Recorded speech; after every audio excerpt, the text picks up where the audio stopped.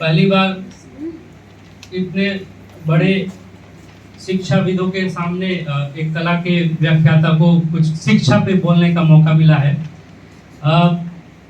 कुछ बातें समय के साथ आउटडेटेड हो जाती है। जैसे एक कहावत है कि पढ़ोगे लिखोगे बनोगे नवाब, और नाचोगे कूदोगे खेलोगे तो बनोगे खराब। वैसे ही एक बहुत फेमस बॉलीवुड सॉन्ग है, कर्म किए जा फल की चिंता मत करे इंसान। लेकिन अभी जो पॉलिसी है और जिस पर हम लोग चर्चा कर रहे हैं कि कर्म करना है, काम करना है, लेकिन प्रतिफल की भी चिंता करनी है कि एक्चुअल में वो सही डायरेक्शन में हो रहा है कि नहीं, उससे कुछ हासिल हो रहा है कि नहीं। बैल की तरह लगे नहीं रहना है कि भाई करते जाओ करते जाओ करते जाओ। मैंने आज अपने लर्निंग आउटकम की पूरी प्रक्रिया का जो मैं समझा हूँ उसको एक चैप्टर के माध्यम से जो रखा है उसका जो फॉर्मेट समझा है वो मैं आप लोगों के सामने प्रस्तुत कर रहा हूँ।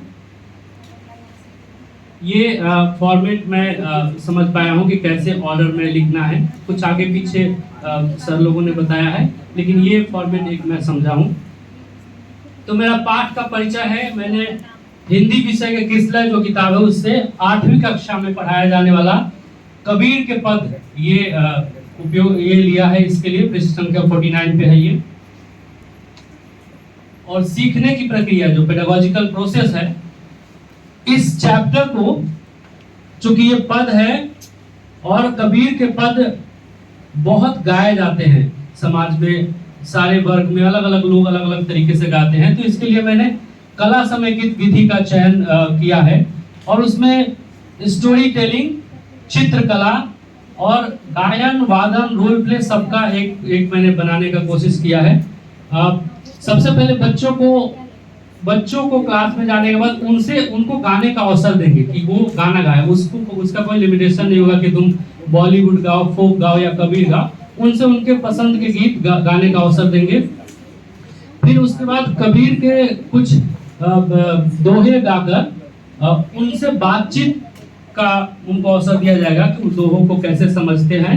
और इसके लिए चैप्टर में जो गीत है वो मोको कहाँ ढूंढ रहे बंदे, ये पद मैंने चुना है।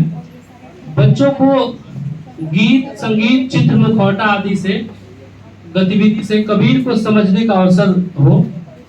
उनके घर में पूजा पाठ, इबादत, प्रार्थना कैसे किया जाता है यह बताने और समझाने का अवसर हो। इसके लिए रोल प्ले का सहारा लिया जा सकता है। को समझने का अवसर हो। उनके घर में पूजा पाठ, इबादत, प्रार्थना कैसे किया जाता है यह बताने और समझाने का अवसर हो। इसके लिए रोल प्ले का सहारा लिया जा सकता है। बच्चों को पूजा पाठ, इबादत, प्रार्थना और भक्ति के विभिन्न पंथों को समझने का अवसर हो, जिससे उनमें समावेशी जो दृष्टिकोण है इसका विकास हो। धार्मिक आडंबर को समझने का अवसर बच्चों को दिया जाए। इस पूरे प्रोसेस में ये बहुत महत्वपूर्ण है।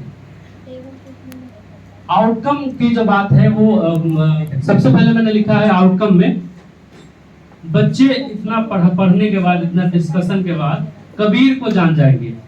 ये प्रायोगिक तौर पे मैंने एक बार किया भी है इस चैप्टर पे काम थोड़ा सा पहले। और बच्चों से क्लास में जब मैं पूछता हूँ कबीर शब्द को कितने लोग जानते हैं, तो कक्षा में 3 तरह के लोग होते हैं।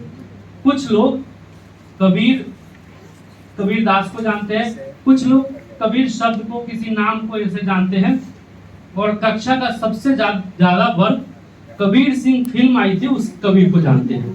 तो कबीर पर एक अच्छे से उनकी समझ बन जाएगी, जान जाएंगे, समझ जाएंगे। बच्चे कबीर के पदों का अर्थ समझते हैं, अंधविश्वास को समझते हुए तार्किक होते हैं। बच्चे वर्तमान समय में कबीर की प्रासंगिकता को समझते हैं। बच्चे पूजा पाठ, इबादत, प्रार्थना और भक्ति के विभिन्न पंथों को, निर्गुण धारा की भक्ति, सरगुण धारा की भक्ति और नई भक्ति जो आई है अंध भक्ति, उसको भी बच्चे समझ जाएंगे। बच्चे दोहा गाने की शैली को सीखते हुए शब्दों के अर्थ को जानते हैं। जैसे दोहा गाने का एक जो एक शैली है उस तरह से उनको क्लास में बताया जाए तो वो इसको जानेंगे। बच्चे अलग अलग लोगों के अलग अलग मत हो सकते हैं, ये बहुत इंपॉर्टेंट पॉइंट है। अलग अलग लोगों के अलग अलग मत होते हैं, विचार होते हैं, ये इसको समझेंगे। और बच्चे प्रेम, एकता और भाईचारा को समझते हैं। अधिगम संकेतक है चित्र के माध्यम से बच्चे का कबीर को पहचानेंगे, उनका चित्र बनाएंगे। बच्चे अपने अपने घरों में किए जाने वाले विभिन्न प्रकार के पूजा पाठ और धार्मिक त्योहार की सूची बनाते हैं। प्रश्न जो मैंने बनाया है वो ये है,